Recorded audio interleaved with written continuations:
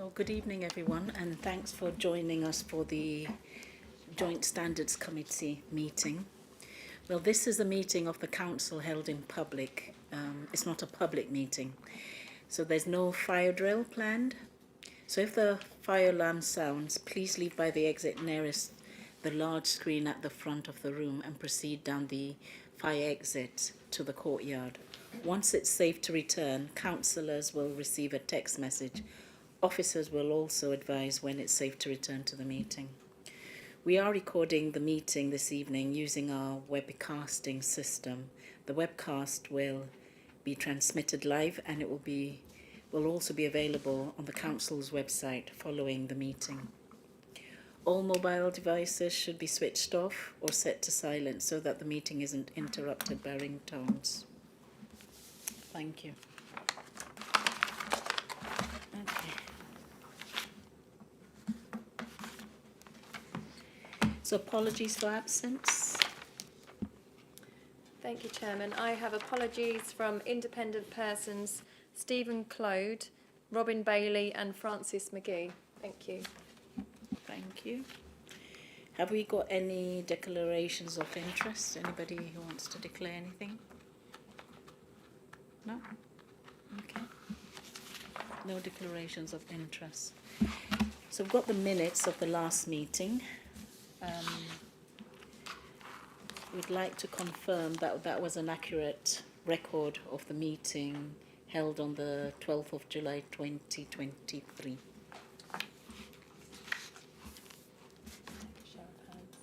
Can we take a show of hands to agree that it was an accurate record? Yeah. Okay. Any abstentions? Okay. Thank you very much.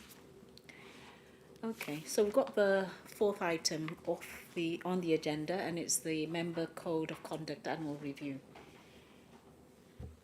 Thank you, Chair. Good evening, members. This report is provided to support the committee in complying with its obligation to undertake an annual review of the Member Code of Conduct. So the Council has adopted the Local Government Association's new Model Member Code of Conduct in July 22. All 9 local councils have confirmed that they have now adopted the Model Code of Conduct, which is very positive. That gives consistency across the borough and for our dual-headed members as well, with the County Council, Borough Council and all local councils having adopted the same Code of Conduct for members. It also allows for shared learning from the new Model Code. So training sessions have been undertaken in connection with the Model Code, which continues to be provided on an annual basis, and ongoing advice and guidance is provided to members as necessary. In relation to this report, no issues have arisen since adoption of the Model Code. There's considered to be a good understanding of the code amongst members and officers.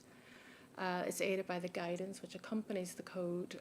It's therefore not considered that there are any issues which merit review or change at this time. Thank you. Thank you. So the recommendation is that the report be received and that the committee doesn't recommend any revisions to the Member Code of Conduct at this time. Do we want to... Anybody have any questions with regards to this? Okay, no? Okay, so let's take a vote on this if we accept this Member Code of Conduct. Let's see a show of hands. Any abstentions? No? Thank you.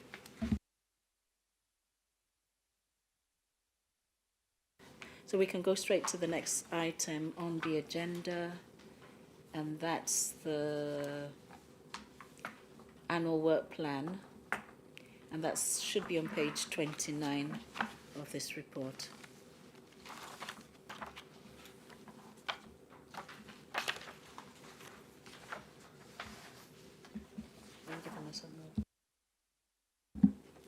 Thank you, Chairman. The report sets out an outline of the Joint Standards Committee's proposed annual work plan for the 2024-25 municipal year, detailing items for consideration at the regular quarterly meetings, subject to any reasonable adjustments. This is a standard item that comes this time each year. If members just refer to enclosure number 1, So it just sets out the items that are set to come to future meetings in the municipal year. There's obviously the opportunity for members to add anything they wish if they want to do so. Thank you, Chairman. Thank you. Does anybody have anything they want to add to that work plan, or are we happy with it? Okay, nothing? Do we have to take a vote? Okay, can we take a vote on that? A show of hands for those who think we shouldn't. We should accept it as it is. Thank you. Thank you. Okay, so we're going quickly through the agenda for the day. So we've got item 6 on the agenda, and that's the Joint Standards Committee annual report, and that's an annual report that we have to do to full council next week. Who wants? Are you taking that? Okay. Thank you, Chair. So the committee presents a report to council on an annual basis, which sets out the progress and the work of the committee during the year, and that enables that oversight and assurance. The activities undertaken by the committee during the 2023-24 year are set out in this report for consideration by council. So the report provides an outlining of training provided during the year in the Code of Conduct. It covers committee meeting agendas as well as the consideration of complaints. Thank you.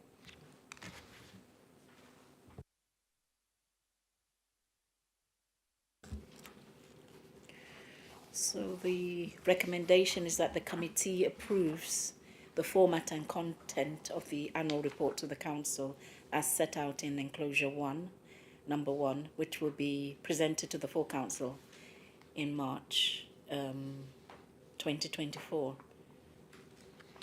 by the chairman. Yeah. So are we able to approve this now if we Yeah. we are? Yeah, it's Okay. just to approve that it's going to council. Yeah. Okay, are we all happy with it? Have we read through it? Yes. Yep. A show of hands to say we agree. Okay, thank you. Okay, and then we've got the update on standards complaints, and that's on should be on page 39. Thank you, Chair.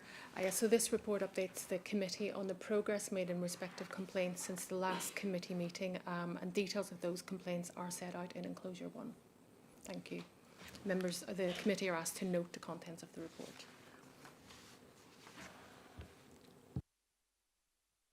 Has anybody got any questions they want to ask about the updates of the cases that we have here?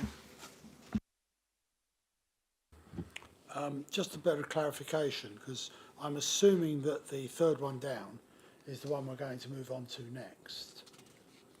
That's correct. Yeah. That is item 8 But that's on the agenda. dated January 23. Is that correct? Because when I looked at all of it, I got very confused with dates.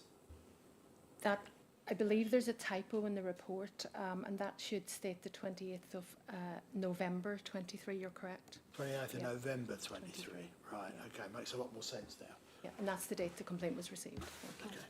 The 28th. The 28th of November. Okay. Well, 11, should have been 11. Yes. Okay. Thank you.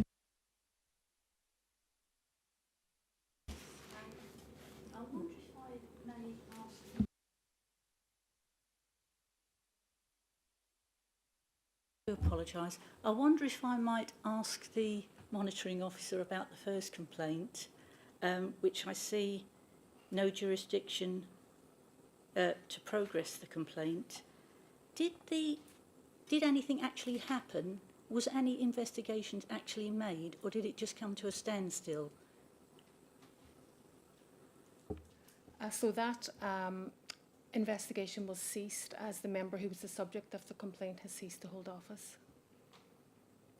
So there's no jurisdiction to continue with that matter as the councillor is the subject is no longer a councillor.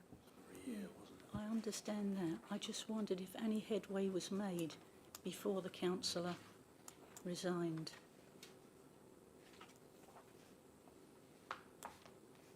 It wouldn't be appropriate for me to comment any Okay. further in this meeting. Okay. Thank you.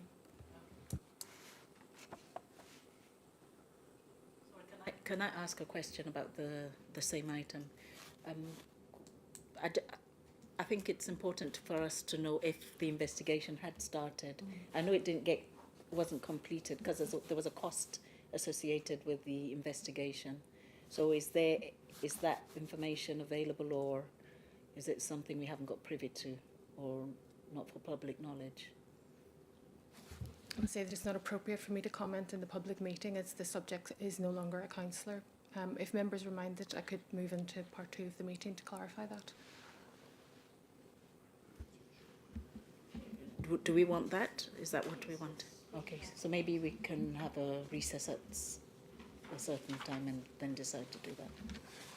Is that okay? That's fine.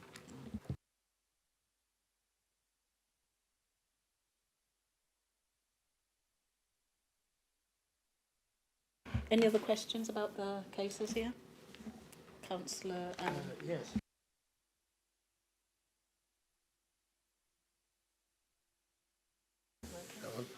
The date's slightly wrong in that update because BBC 2023-10 should be 28/11/23.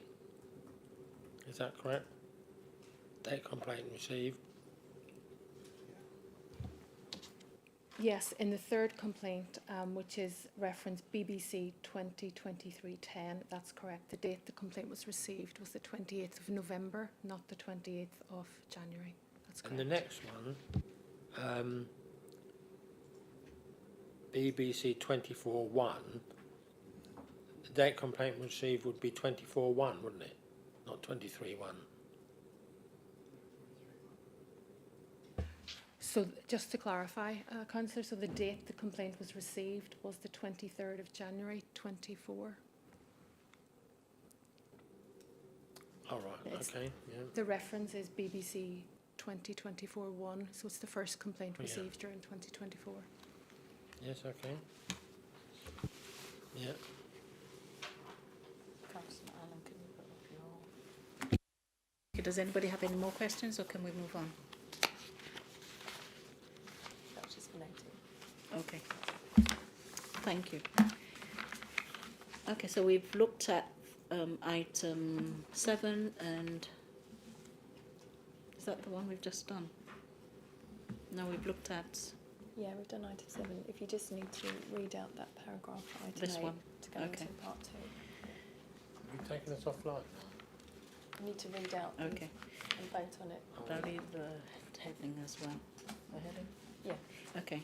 So with item 8, there's an exclusion of public and press with regards to dealing with this item. So to consider excluding the public and press from the meeting during the consideration of the following item, on the grounds that it's likely that if members of the public and press were present during the item, there would be disclosure to them of exempt information as defined by paragraph 1 and paragraph 2 of part 1 of Schedule 12A to the Local Government Act 1972, and the public interest in maintaining this exemption outweighs the public interest in disclosing the information. So as a result of that, the meeting will have to go offline. I just need to take a vote on that. Everyone's Okay, are we to happy go to take a part vote on that? Are we happy to take a vote on that? Okay, so we're all in Thank you agreement. for financing the live stream. Thank you.